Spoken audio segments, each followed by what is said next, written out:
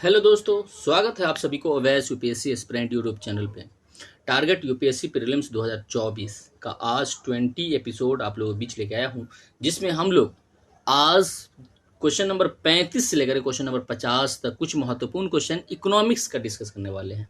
ठीक है जी। और पीछे के एपिसोड अगर देखे होंगे आप, तो उसमें हम लोगों ने जो 2 एपिसोड में हम लोगों ने 1 से लेकर के 35 तक क्वेश्चन को डिस्कस किया था। ठीक है, देख सकते हैं आप इस वीडियो में। तो हमने जो ये टेस्ट सीरीज स्टार्ट किया है, ठीक है, उसका ये इकोनॉमिक्स को हम लोग डिस्कस कर चुके हैं कुछ क्वेश्चंस। और पहले अगर पुराने एपिसोड देखेंगे, जिसमें हम लोगों ने मॉडर्न हिस्ट्री और इंडियन ज्योग्राफी के महत्वपूर्ण क्वेश्चन डिस्कस किया है, तो इसी प्रकार 2024 के प्रीलिम्स एग्जाम तक हम लोग यूपीएससी के जितने भी सिलेबस है, जो प्रीलिम्स भी उसे हैं, अगर पीसीएस को भी आप साथ में ले चले, अगर पीसीएस की भी तैयारी करते हैं, जैसे कि BPSC, UP PCS, MP PCS, ठीक है, झारखंड पीसीएस, तो जितने भी पीसीएस है, जितने भी स्टेट के महत्वपूर्ण स्टेट के जो पीसीएस है, ठीक है, उन सभी को अगर साथ मिले तो सभी का जो अगर सिलेबस देखेंगे यूपीएससी के साथ, तो मिलता जुलता है। ठीक है, तो क्या है कि हम लोग साथ में तैयारी करते हैं, जिससे क्या होता है, हम लोगों को बेनिफिट होता है, डबल बेनिफिट होता है। तो उसी प्रकार हम लोग जो इकोनॉमिक्स के कुछ क्वेश्चन है महत्वपूर्ण है, उसको देखते हैं। ठीक है, तो आज हम लोग क्वेश्चन नंबर 35 से देखते हैं कि क्या कह रहा है कि निम्न में से कौन सा कथन सत्य है। ठीक है, सत्य क्या है, तो स्टेटमेंट दिया गया है, यानी ऑप्शन में ए बी सी डी दे करके दिया गया है, जिसमें कह रहा है कि भारत में निवेश की दर जो है बचत की दर से ऊंची है। ये बिल्कुल सही है। लोग जो निवेश करते हैं, ठीक है, वो बचत से ज़्यादा निवेश करते हैं, जिससे ज़्यादा प्रॉफिट कमाता है। तो ये बिल्कुल सही है, फर्स्ट ही मेरा सही है, क्योंकि बाकी देखेंगे कि बचत की दर निवेश की दर से ऊंची है, तो ये गलत है। दूसरा है कि दोनों बराबर है, ये भी तो ऐसा कुछ है बराबर नहीं, और डी में कोई नहीं है, तो गलत ही है। उसके बाद क्वेश्चन नंबर 36 देखते हैं। अब देखेंगे, कहेंगे कि किस प्रकार का क्वेश्चन है। दोस्तों, आपको बता दूं कि इकोनॉमिक्स में जिस प्रकार से क्वेश्चन पूछे जाते हैं, ठीक है, तो दृष्टि के द्वारा जो टेस्ट लिया जाता है, उसका आज जो हम लोग इकोनॉमिक्स का जो फर्स्ट टेस्ट है, ठीक है, उसका क्वेश्चन हम लोग डिस्कस कर रहे हैं। उसी प्रकार यूपीएससी के जितने भी सिलेबस है, ठीक है, जैसे कि हिस्ट्री हो गया, ज्योग्राफी हो गया, पॉलिटी हो गया, इकोनॉमिक्स है, ठीक है, साइंस एंड टेक है, और सीसेट को भी ध्यान में रखते हुए मैथ, रीजनिंग एंड कॉम्प्रिहेंशन के कुछ महत्वपूर्ण क्वेश्चन 2024 के प्रीलिम्स एग्जाम तक हम लोग डिस्कस करेंगे। और इन सभी और यूपीएससी या पीसीएस के जितने भी पीवाईक्यू क्वेश्चंस होंगे, ठीक है, महत्वपूर्ण, उन सभी को डिस्कस करेंगे इस चैनल पे। तो आप इस चैनल से जुड़े और इसका फायदा लें। ठीक है, इसी प्रकार हम क्वेश्चन नंबर 36 देखते हैं कि अंतर्राष्ट्रीय स्तर पर, ठीक है, अंतर्राष्ट्रीय स्तर पर निम्न में से किसे जीडीपी कहा जाता है, यानी जो अंतर्राष्ट्रीय स्तर पर जीडीपी मापा जाता है, किस आधार पर मापा जाता है। जैसे कि ऑप्शन में ए है कि GDP at a current market price, ठीक है, बी ऑप्शन में है कि GDP at a constant market price, और सी में है DP eight a factor cost. ये क्या होता है डीपी, ऐसा कुछ नहीं है। और डी है क्या, कोई नहीं। तो इसका आंसर होगा क्या, GDP at a constant market price. ठीक है, कांस्टेंट मार्केट प्राइस पे होता है। इसका आंसर क्या हो जाएगा, बी हो जाएगा। उसी प्रकार हम क्वेश्चन नंबर 37 देखते हैं। क्या कह रहा है कि वर्ष 2021-22 में किस आर्थिक गतिविधि द्वारा सर्वाधिक वृद्धि दर्ज की गई थी। तो आपको मालूम होना चाहिए कि लोक प्रशासन एवं सुरक्षा, ठीक है, तो इसका जो है सबसे ज्यादा, ठीक है, वृद्धि दर्ज की गई थी इसमें, आर्थिक गतिविधि में, कि सबसे ज्यादा इसमें खर्च किया गया। जैसे आपको बता दूं कि 2020-21 में, ठीक है, जो इसका रिपोर्ट था, यानी अगर आप एनुअल रिपोर्ट देखेंगे बजट का, तो उसमें माइनस में चला गया था, ठीक है, खर्च गतिविधि। लेकिन 2021-22 से अगर देखेंगे तो 12.6 हो गया है प्रतिशत, जो कि सबसे ज्यादा है। ठीक है, तो इस चीज को आपको ध्यान में रखना है। उसके बाद क्वेश्चन नंबर हम 38 देखते हैं कि राष्ट्रीय आय को मापने की विधि किस पर आधारित होती है। तो आपको सीधा सीधा ध्यान रखना है UNSNA 2008, ठीक है, तो जिसमें दिख जाए 2008 वो आंसर हो जाएगा। अगर गलत भी होगा तो आपको ये चीज याद रखना है कि United nation system of national accounts 2008, ठीक है, ऑप्शन ए, इसका ए जो है वो आंसर हो गया।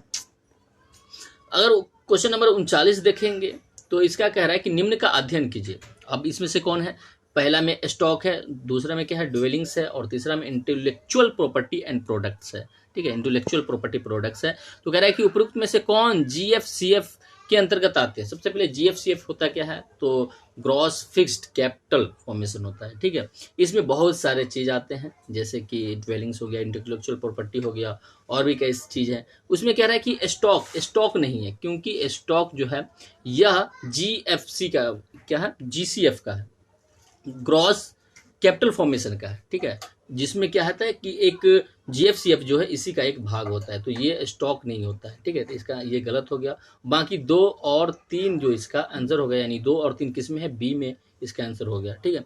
उसके बाद हम क्वेश्चन नंबर 40 देखते हैं कि जीडीपी की गणना में, अब जीडीपी की गणना में क्या लिया जाता है, जिसमें 4 ऑप्शन दिया गया है। तो कह रहा है कि पहला ऑप्शन है कि सभी वस्तुओं के उत्पादन सम्मिलित किया जाना चाहिए। सभी वस्तुओं के उत्पादन सम्मिलित नहीं किया जाता है, इस प्रकार से ये गलत है। उसके बाद बी ऑप्शन कह रहा है कि सभी वस्तुओं और सेवाओं के उत्पादन को सम्मिलित किया जाना चाहिए, ये भी गलत है मेरा। सी ऑप्शन कह रहा है कि सभी अंतिम वस्तुओं और सेवाओं के उत्पादन को सम्मिलित किया जाना चाहिए, ये भी मेरा गलत है, ठीक है। यहाँ पे कह रहा है कि सभी अंतिम वस्तुओं और सेवाओं के उत्पादन के बाजार मूल्यों को सम्मिलित किया जाना चाहिए, ये बिल्कुल सही है, क्योंकि जो जीडीपी है हमारा वह सभी अंतिम वस्तुओं सेवाओं के उत्पादन के जो बाजार मूल्य है उसको सम्मिलित किया जाता है, ठीक है। तो इस प्रकार से, और भारत में अभी जीडीपी देखेंगे, गन्ना जो होता है मार्केट प्राइस पे होता है, जबकि इंटरनेशनल लेवल पे हम लोग ऊपर ही डिस्कस कर चुके हैं कि इंटरनेशनल जो स्तर पे है कांस्टेंट मार्केट प्राइस पे किया जाता है, लेकिन भारत में क्या है वो मार्केट प्राइस पे किया जाता है, ठीक है। तो इसका आंसर क्या हो गया, डी हो गया।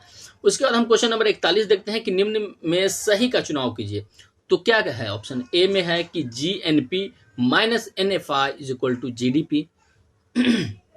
बी ऑप्शन है कि GNP plus NFI plus GDP, sorry is equal to GDP. C option कह रहा है कि जीएनपी माइनस एनपीआई बराबर जो होता है is equal to GDI.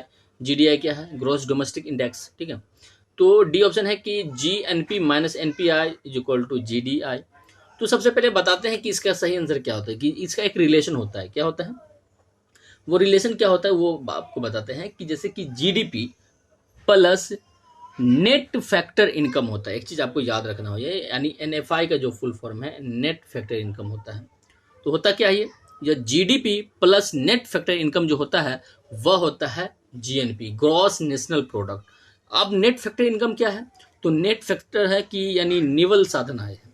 Yes, निवल साधन आय क्या है, तो भारतीयों द्वारा विदेशों में जो अर्जित आय है उसमें से अगर हम घटा देंगे विदेशियों द्वारा भारत में अर्जित आय को, ठीक है, जो बचेगा वो हम जीडीपी में जोड़ देंगे, तो इस प्रकार से हमारा जीएनपी हो जाएगा। जैसे कि हम देखेंगे कि भारत में यानी भारत में जो जीडीपी है, ठीक है, तो जीएनपी हमको निकालने के लिए भारत के टोटल जीडीपी में से हम क्या करते हैं तो जो हमारा भारतीयों द्वारा जो विदेशों में, यानी हमारा भारत के जो वासी है वो विदेश में रहता है, कुछ पैसे कमाते हैं, ठीक है, यहाँ नेशनल की बात हो रहा है। तो जीडीपी एक होता है क्या, एक राष्ट्र के अंदर एक, ठीक है, उसके अंदर जो है जीडीपी गणना किया जाता है। लेकिन यहाँ पे जीएनपी की बात हो रहा है, तो जीएनपी में क्या है कि भारत के जो व्यक्ति है यानी भारत का साधन हो गया, वो विदेशों में भी साधन अर्जित कर रहा है आय ना, ठीक है। तो उसको क्या करेंगे, हम जोड़ देंगे और घटाएंगे किसको, तो विदेशियों द्वारा जो भारत में लोग रहते हैं वो भी तो हमारे देश में आय को अर्जित करता है ना, तो उसको हम घटा देंगे, ठीक है। तो जैसे कि अगर हम विदेशियों द्वारा जो अर्जित आय है उसको बी ले लेंगे और भारतीयों द्वारा जो अर्जित आय है वो ले लेंगे, ठीक है, और विदेशियों द्वारा क्या करेंगे, जो अर्जित आय है उसको बी ले लेंगे, तो बी माइनस कर देंगे और जीडीपी में क्या करते हैं, जोड़ देते हैं, ठीक है। तो ये जो हमारा है वह क्या है, जीडीपी जो है जीएनपी कहलाता है, ठीक है। तो इस प्रकार से जो माइनस हो जाएगा ना, क्योंकि इधर प्लस था एनएफआई नेट फैक्टर इनकम, तो इधर जाकर क्या हो गया, माइनस हो गया, इस प्रकार से, ठीक है। हम इसका निकालते हैं, तो इसका आंसर क्या हो जाएगा दोस्तों, ए आंसर हो जाएगा, ठीक है। ज़्यादा समय ले लिया था इस क्वेश्चन में। उसके बाद क्वेश्चन नंबर 42 देखेंगे कि निम्न में सही का चुनाव कीजिए। तो सही का चुनाव क्या है कि जैसे कि ए ऑप्शन में है कि GNP at a market price माने indirect taxes plus subsidy is equal to GNI, ठीक है। उसके बाद बी ऑप्शन है कि GNP at a factor cost minus indirect taxes plus subsidy is equal to GNI. C है कि GNP market price minus indirect taxes minus subsidy plus is equal to GNI. और D है क्या कि GNP market price plus net indirect taxes is equal to GNI. तो एक चीज आप याद रखें, क्या याद रखें कि जीएनआई ग्रॉस नेशनल इनकम की बात यहाँ पे हो रहा है। तो ग्रॉस नेशनल इनकम क्या होता है, तो यहाँ पे देखेंगे क्या कि GNP at a market price minus indirect taxes है, ठीक है, और प्लस सब्सिडी है, ठीक है। तो मार्केट प्राइस है तो इनडायरेक्ट टैक्सेस घटा रहा है तो सब्सिडी जोड़ भी रहा है, तो ग्रॉस नेशनल इनकम इसका यही हो जाएगा इसका आंसर, ठीक है।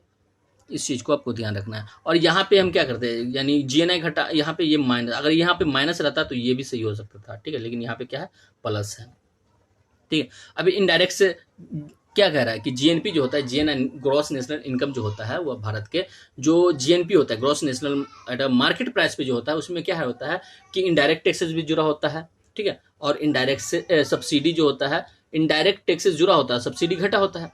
तो यहाँ पे वही किया है, क्या किया है कि इनडायरेक्ट टैक्सेस को घटा दिया है और सब्सिडी जो सरकार देती है उसको जोड़ दिया है, तभी तो ग्रॉस नेशनल इनकम प्राप्त होगा। इस हिसाब से ये आंसर सही है। ठीक है, अगर आप इकोनॉमिक्स पढ़ते होंगे तो आपको बिल्कुल समझ में आ रहा होगा। ये तो हम बस प्रैक्टिस के लिए आपको लेकर लिए आए हैं, ठीक है। उसके बाद हम क्वेश्चन नंबर 43 देखते हैं कि NNP eight a market price, ठीक है, इसको हम पढ़ेंगे एट अ मार्केट प्राइस होता है, क्या होता है, तो इस चीज़ को आपको कैसे पता चलेगा। तो सबसे पहले NNP होता है क्या है, नेट नेशनल जो प्रोडक्ट होता है, मार्केट प्राइस जो होता है वह होता है, इसमें एक चीज देखिए, डिप्रेसिएशन डिप्रेसिएशन डिप्रेसिएशन। ये डिप्रेसिएशन क्या होता है, ये मूल्य ह्रास होता है, ठीक है। तो मूल्य ह्रास क्या होता है कि अगर हम किसी चीज को उत्पादन कर रहे हैं तो उसमें जो मशीन है, ठीक है, उसका भी तो उसका घिसाहट होता है, उसकी यानी उसके मूल्य में जो ह्रास होता है, ठीक है।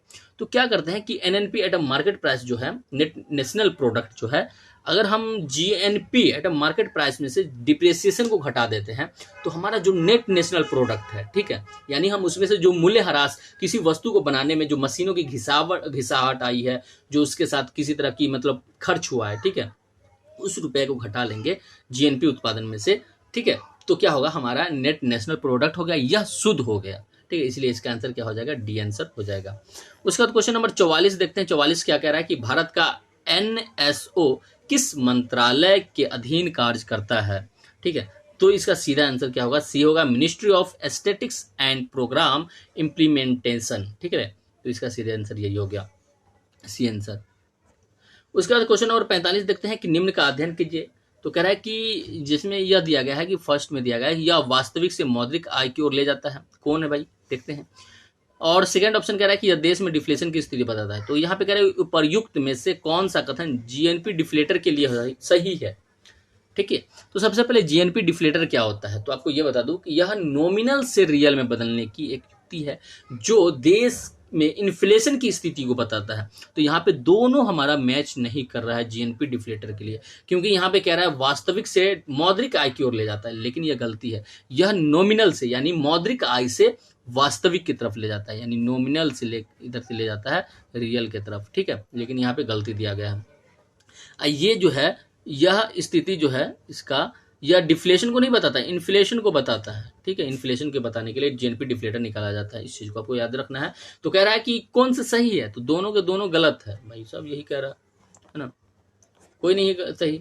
तो उसके बाद हमारा ये आंसर हो गया, ठीक है, मतलब यही आंसर हो जाएगा, ठीक है। उसके बाद कह रहा है कि वर्ष 2021-22 के लिए ग्रोथ रेट की गणना का आधार कौन सा वर्ष होगा। सबसे पहले आप ग्रोथ रेट कब निकालेंगे, यानी पिछले ईयर्स को देखेंगे ना, ठीक है। तो पिछले साल का यानी हम कहेंगे क्या कि हम इस साल कितना बढ़ गए, तो कितना बढ़ेंगे मतलब हम क्या क्या चीज को शो कर रहे हैं, यानी पिछले साल हम कितना थे, कितने इंच के थे, ठीक है, जो अभी हम कितना इंच के हो गए, ठीक है, चाहे कितने फुट के हो गए, कितने सेंटीमीटर के हो गए, कितने मीटर के हो गए, तो क्या यानी हम पिछले साल की तुलना करते हैं ना। तो यहाँ पे 2021-22 दिया गया है, तो आप क्या करेंगे, 2020-21 करेंगे, इसका सीधा आंसर ये होगा, ठीक है। और उसके बाद कह रहा है कि यहाँ पे कंफ्यूजन होता है मैक्सिमम बच्चे कि यहाँ पे ग्रोथ रेट, जैसे कह रहा है कि 2011-12 हम पढ़े थे कि उसमें ये है, तो वो है ना GDP निकाला जाता है आधार वर्ष पे, ठीक है, वो चीज को आपको ध्यान रखना है। अगर GDP की यहाँ पे बात रहता है, GDP का, तो GDP निकाला जाता है 2000 अभी जो है 2011-12 के आधार वर्ष पे निकाला जाता है, उसके आधार पे, ठीक है। तो यहाँ पे जो ग्रोथ रेट है वो पूछ रहा है, ठीक है, इसका आंसर क्या हो जाएगा, बी आंसर हो जाएगा। उसके बाद कह रहा है कि क्वेश्चन नंबर 47 कह रहा है कि वर्ष 2021-22 के लिए चालू मूल्य पर ग्रोथ रेट का अनुमान कितना था, क्या है। तो आप अगर पढ़े होंगे, यानी बजट पढ़े होंगे 2021-22 का, तो उसमें 19.5 है, इसका ये आंसर ए हो जाएगा, ठीक है। उसके बाद क्वेश्चन नंबर 48 देखते हैं कि वर्तमान में भारत की GDP में सर्वाधिक योगदान किसका है, ठीक है। तो सर्वाधिक योगदान जो है प्राइवेट जो ये है कंपनियां, ठीक है, उनके द्वारा, जैसे इसको हम इंग्लिश में कहेंगे कि प्राइवेट फाइनल कंजप्शन एक्सपेंडिचर, ठीक है, इसका आंसर ये हो जाएगा। और GFCE का है यानी ग्रॉस फाइनल कंजप्शन इन एक्सपेंडिचर, और GFC आप जानबो करते हैं ग्रॉस फिक्स्ड जो है कैपिटल जो फॉर्मेशन है इसके कहा जाता है। ठीक है, तो हम यहाँ पे तीनों चीज़ देख लिए, लेकिन सबसे ज़्यादा सर्वाधिक योगदान जो है किसका है, तो ए का है प्राइवेट प्राइवेट जो फाइनल, ठीक है, मतलब फाइनल कंजप्शन एक्सपेंडिचर है इसका है। उसके बाद हम क्वेश्चन नंबर 39 देखते हैं कि निम्न में से कौन सा कथन सत्य है। तो क्या है कथन जो दिया गया है, डी मतलब ABCD दिया गया है, तो कौन से कथन सही है। तो GDP बढ़ने से निर्यात बढ़ते हैं, GDP बढ़ने से निर्यात बढ़ते हैं, ये बिल्कुल गलत है भाई साहब। हम GDP बढ़ने से कैसे हमारा देश का निर्यात बढ़ेगा। निर्यात तो अदर देश पे डिपेंड करता है ना, अदर देश की जब जरूरत होगा हमारी वस्तु का तभी तो उसे हमारे मतलब वो निर्यात बढ़ेगा हमारे देश का। ठीक है, हमारे देश के वस्तु अगर उसे पसंद आएगा दूसरे देश को तो वो मंगाएगा, तो हमारे लिए क्या हुआ, निर्यात हो गया। तो GDP पे कैसे है, निर्यात बढ़ने से GDP बढ़ता है, यहाँ पे ये सही होना चाहिए था। ठीक है, ये हमारा फर्स्ट ऑप्शन क्या है, गलत है। उसके बाद B ऑप्शन जो है निर्यात बढ़ने से GDP बढ़ता है, बिल्कुल सही है, अभी हम बताए हैं निर्यात बढ़ने से GDP बढ़ता है, बिल्कुल सही है। उसके बाद C ऑप्शन क्या कह रहा है कि आयात बढ़ने से GDP बढ़ता है, ये बिल्कुल गलत है। आयात बढ़ने से GDP नहीं बढ़ता है, एक सीमा तक अगर आप आयात ज़्यादा करते हैं तो GDP घटने लगता है। उसके बाद क्या है D जो है आयात कम होने से GDP कम होता है, ये भी गलत है। क्या होता है, आयात कम होने से GDP बढ़ता है, याद रखें। ठीक है, ठीक है, तो इस प्रकार से मेरा आंसर क्या हो गया, B आंसर हो गया। क्वेश्चन नंबर 50 देखते हैं कि भारत के लिए किस प्रकार की विकास रणनीति अधिक उपयुक्त होगी। ठीक है, तो एक्सपोर्ट लेड ग्रोथ, B है कंजप्शन लेड ग्रोथ, और C है ग्रोथ लेड कंजप्शन, और D है ग्रोथ लेड एक्सपोर्ट। तो भारत में अभी देखें, चाइना के देखे होंगे पेपर से पढ़ते, तो कंजप्शन लेड ग्रोथ है वहाँ का, यानी वो अधिक से अधिक उपभोग करता है। ठीक है, लेकिन हमारे भारत में क्या है कि भारत को चाहिए कि निर्यात आधारित वृद्धि करे, ठीक है, जिससे हमारा देश के विकास रणनीति में अधिक उपयोग होगा। ठीक है, तो ग्रोथ लेड एक्सपोर्ट होना चाहिए भारत के लिए, तो इसका आंसर क्या हो जाएगा, D हो जाएगा। तो दोस्तों कैसा लगा आज का ये वीडियो हमें कमेंट करके जरूर बताएं। आप लोग कमेंट नहीं करते हैं दोस्तों, जरूर कमेंट करें और वीडियो को पूरा देखें। ठीक है, वीडियो पूरे देखेंगे तभी आपको समझ में आएगा कि हम क्वेश्चन क्या बता रहे हैं और डिस्कस कर रहे हैं। ठीक है, आप हमारी बातों को नहीं सुने, कम से कम क्वेश्चन को देखें, क्योंकि आप एक तैयारी कर रहे हैं तो आपको क्वेश्चन को साथ में यहाँ पर से आपको बहुत कुछ सिखाएगा कि आखिर क्वेश्चन किस टाइप का आता है। ठीक है, तो आज के लिए इतना ही, मिलते हैं नेक्स्ट एपिसोड में। जय हिंद।